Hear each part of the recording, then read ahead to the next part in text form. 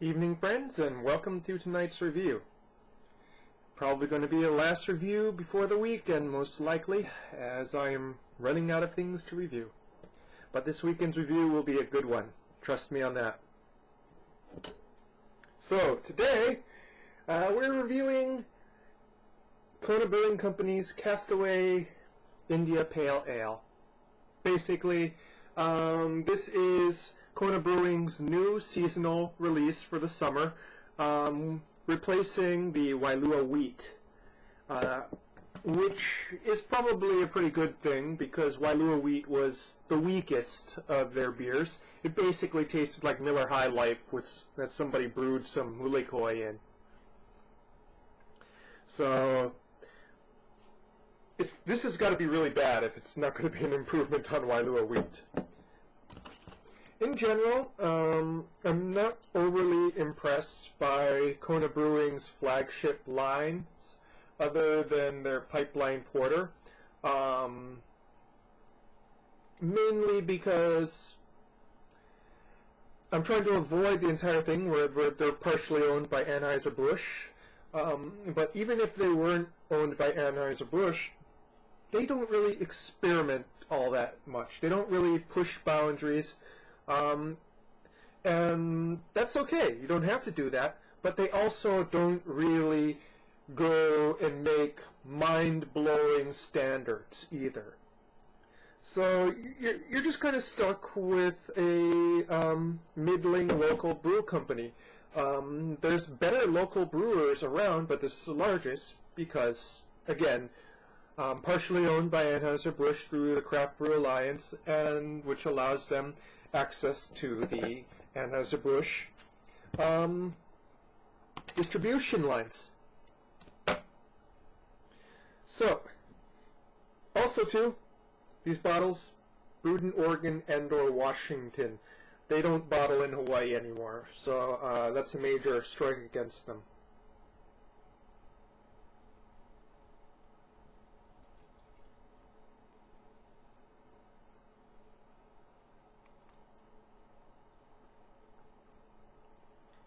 Very thin head retention here. This is very loose, and I gave it a pretty vigorous pour too. You can see that there. Pretty light colored for an IPA. Say golden with some slight amber notes to it.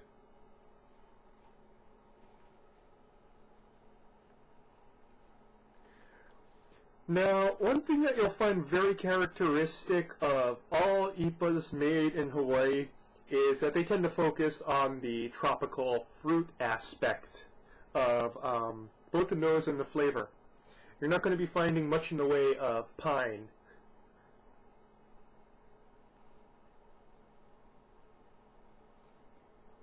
And this pretty much is it. I smell lilikoi, I smell ripe mango,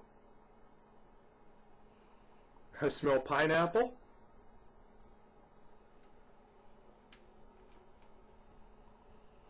And underneath that, hints of tropical flowers.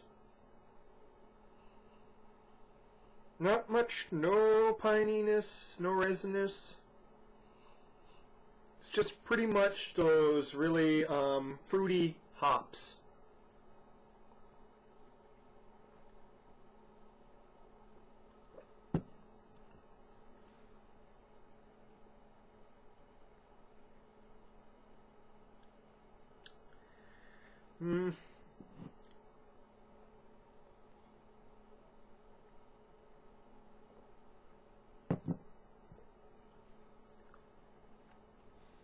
For something with such a strong smelling nose, I was expecting something with a little bit more oomph and flavor.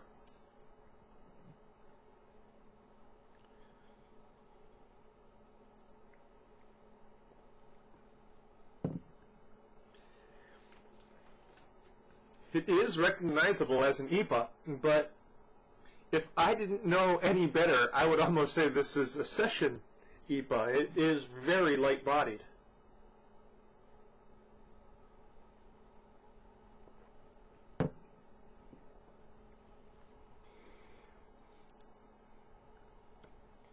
That would be fine if there was a bit more carbonation. And as you can see, no more head. There's not really much in the way of carbonation happening here. So, you know, if it just had some more pop to it, it would be pretty serviceable. You know, as a refreshing, you know, light-bodied IPA. It's only 6% ABV.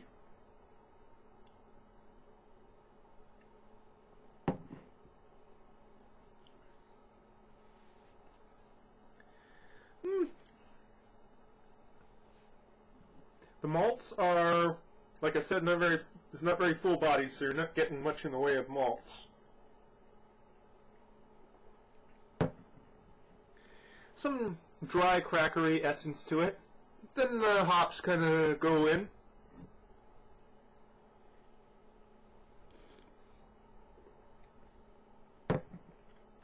Citrusy with a slight bang of hops bitterness. That doesn't really last. It kind of goes away pretty quickly. Which is fine if this were you're drinking it on a hot summer beach. So, in general,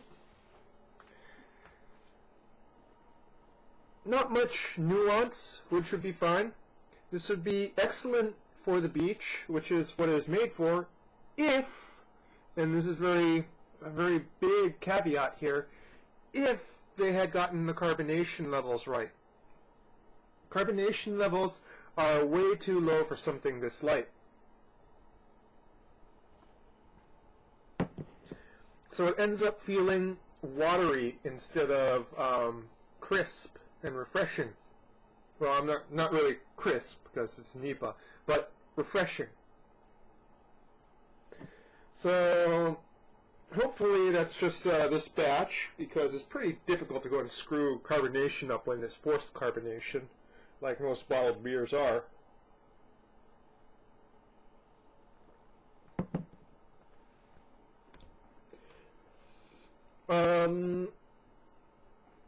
Being that I live in Hawaii, it's likely I am going to run into this again.